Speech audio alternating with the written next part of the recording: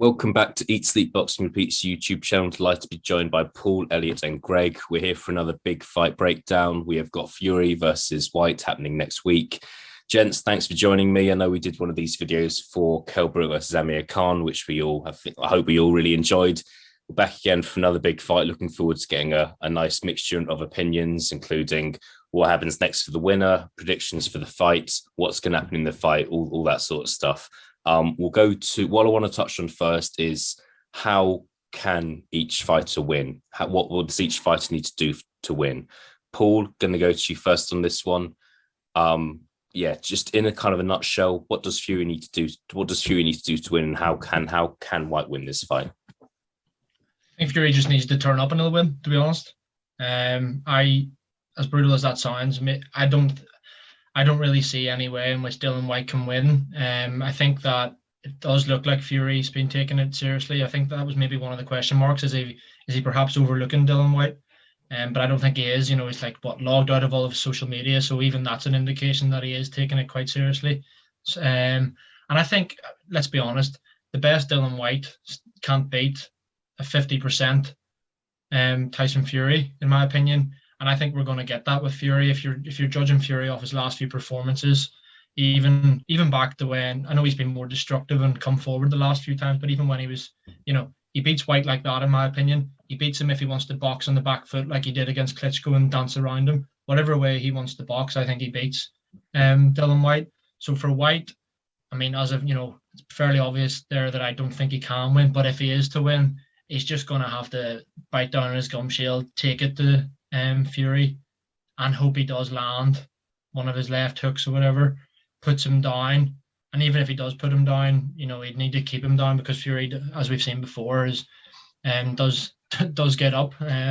So yeah, I think that that's my opinion on the fight, really, and how I think it could play out. Yeah, Elliot, I'll go to you next, mate. Do you agree with what Paul's saying, and anything you don't agree with at all? No, I fully agree with what Paul's saying. I don't see. I can't make any credible argument for Dillian Whyte winning the fight.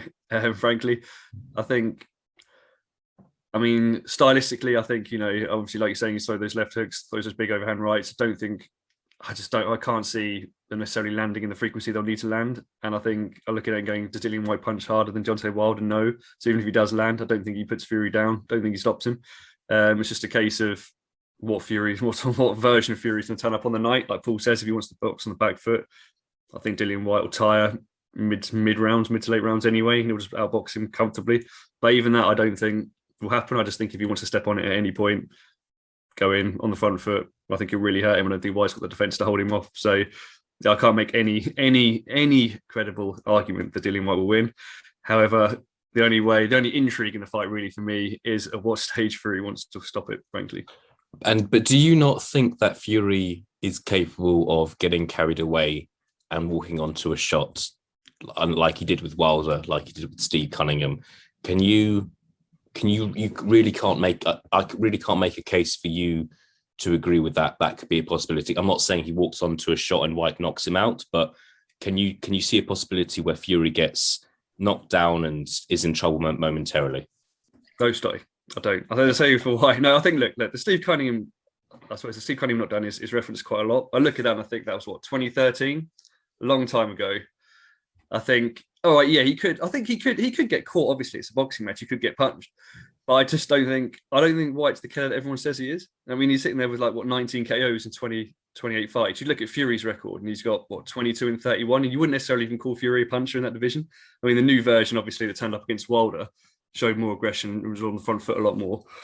But you look at Dillian Whyte, he's gone he's on the distance with Marius Watch, Rivas, Parker, Helenius, Chisora, all these other guys. Went 10 rounds with Dave Allen. So I'm not sitting there thinking that Dillian Whyte's a ferocious puncher, particularly either. Is he punch harder than Wilder? Like I said, absolutely not. So even if he catches him on those big looping shots, even if he catches him at left hook, I don't see it stopping Fury. He might get hit by it, but I just don't see it knocking him down. Even if, I mean, like Paul says, the only possible, and I'm not contradicting myself here by saying there's a chance. I don't think there's a chance, but the only thing you're going to get me to admit is that if Fury does turn up completely demotivated, then there's a chance that it could be closer than it otherwise would be. But I can't make any argument. I can't see it in my mind.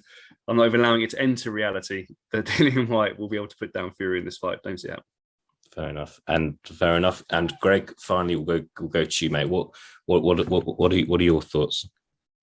Everybody's entitled to their opinion. I completely disagree. I think Whyte's live in a fight. I think if he catches Fury at left hook, I think Fury will go to sleep. I'm not buying this whole Fury's the second coming of God. Not for me. Brilliant. The night he beat Klitschko, unbelievable. Wilder, hardest puncher in heavyweight history, possibly. No legs, couldn't move. If he's not going to hit you with a punch, then you're going to box rings around him all night. So no. If you're asking me who I think will win, I'm going to say Fury. I think Fury will win, but I don't know, man. I can't buy into all this Fury stuff. I think his opponents and timings have been all very, very selective. I think he's avoiding Joshua, although does he beat Joshua? Possibly, but I think he's avoiding him. So we'll see. I think Whyte's very live, very live. He punches hard. There's no doubt about it. I get that he's went the distance with some guys that he maybe shouldn't have went the distance with, but the way he knocked out Lucas Brown, he's lying there sleeping, like asleep. Like, he can punch. There's no doubt about it. He's probably, for me, Fury's third best opponent after Wilder and Klitschko. And the only reason I've got Wilder at 2 is because he's a murderous puncher. And Fury had a whole different attitude going in with Wilder. He knew if he made one terrible mistake, he was going to sleep. That makes guys more alert. If you look at somebody like Dillian Whyte, you think, oh, he punches relatively hard, but it's an easy fight. That's when you get surprised. And I don't know, man. I think this will be a tougher fight than what people think. For the record, can I just state as well, I completely agree with what you're saying, Greg. I don't think Fury is the second coming of Jesus as well. Like, I really don't. I don't get it. I honestly don't. He's a good fighter. He's very talented and all that kind of thing. But he's, apart from Klitschko, he's not really fought anybody apart from Wilder. I don't know, am I being harsh? But give him Joshua's resume. You know, and I'm not a big anti-Joshua fan either. I probably prefer Fury. So that's what it is. I'm not saying, you know, like Tyson Fury's the second coming of anything. But equally, what I am saying is that Dillian Whyte, I don't think presents a challenge to him. I genuinely don't think it's that hard to fight for him. I think you sit there and go, on paper, yeah, it probably is the third hardest fight he's taken. I would say, I think that's a fair point. But then also look at it and go, is Whyte significantly better than Chisora? No, I don't think so. I mean, that's probably the last fight I look at it and go, Dillian Whyte was in shape in that Chisora rematch. Probably is the last fight I think he looked all right in. But I don't think it's going to be. I genuinely don't think it's going to be a challenging night for him. I really don't. I think what we need to look at though, Elliot, is he's not going to be as up for this the way he was with Wilder, the way he was with Klitschko. He's looking down at Dillian Whyte, and that's what Tyson Fury's downfall has always been. He looked down at Steve Cunningham. He's looked down at different fighters, and they've cut him. He thought Otto Wallin wasn't going to be a challenge. He ended up all over the place at times. I mean, I'm just telling you, like, he's a much better. Much better. But he's won those fights as well, though. And I can sit there and go, it's almost understandable to look down on Dillian Whyte. I mean, I'm looking down on him and I'm not even fighting him.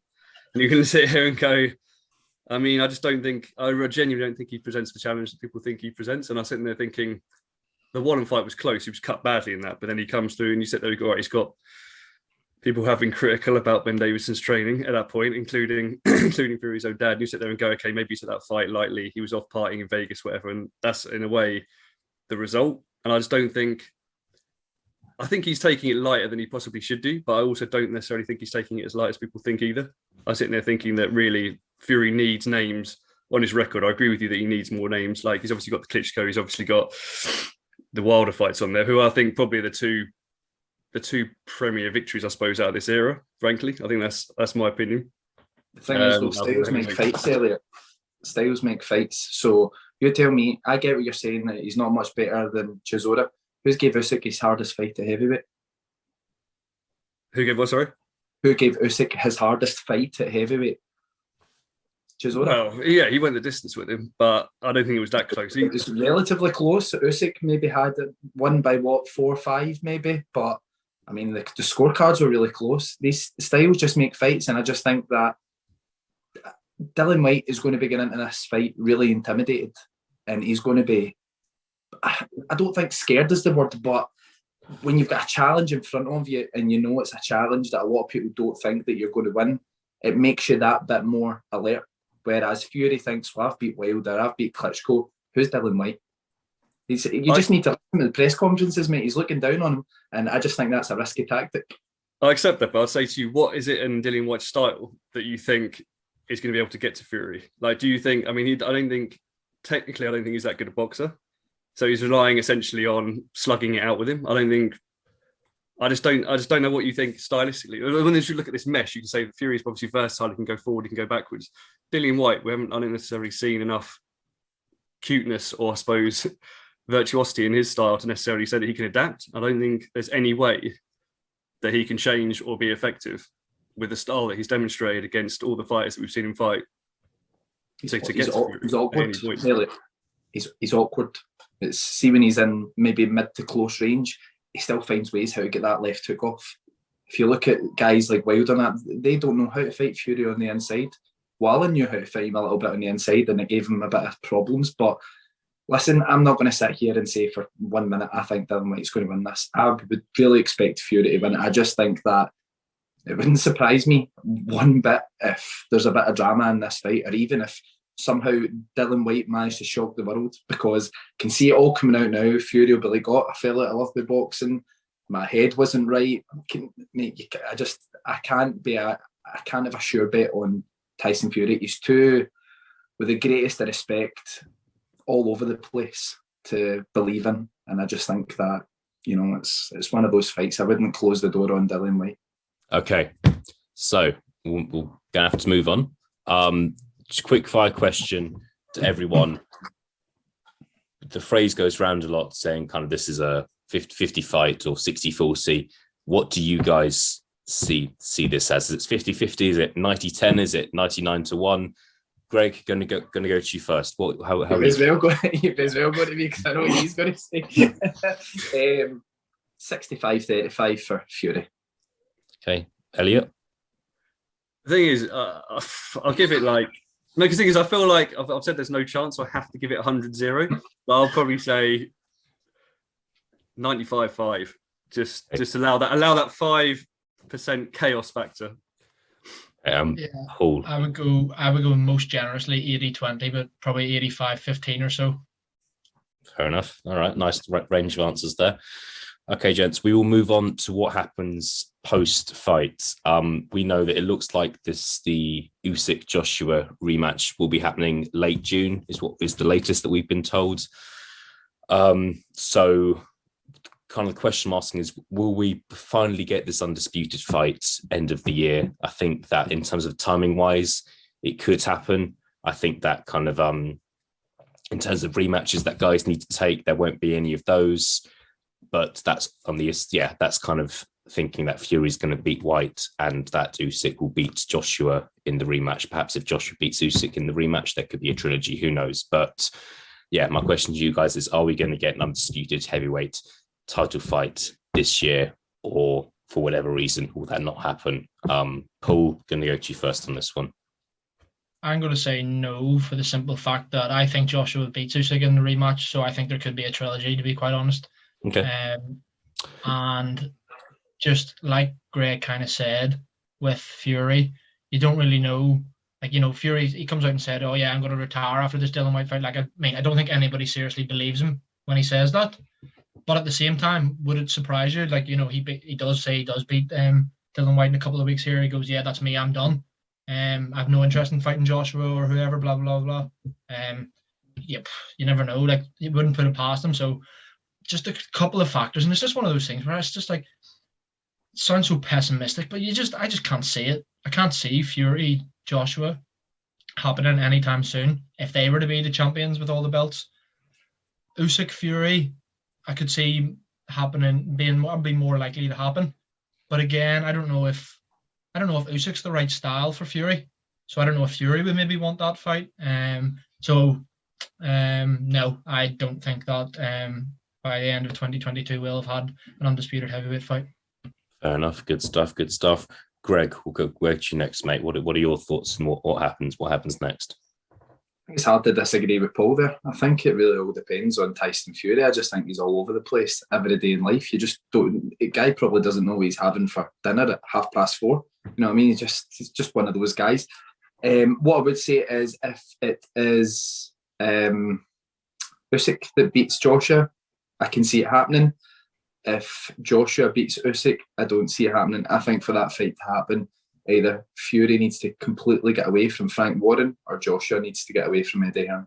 I think while those two are the biggest rivals in this country, I just think it's hard to see any mega fight happening between the both of them, because one or the other is not going to want to look as though they're bound down to the other promotion. So, yeah, if it's Usyk, yes. If it's Joshua, no.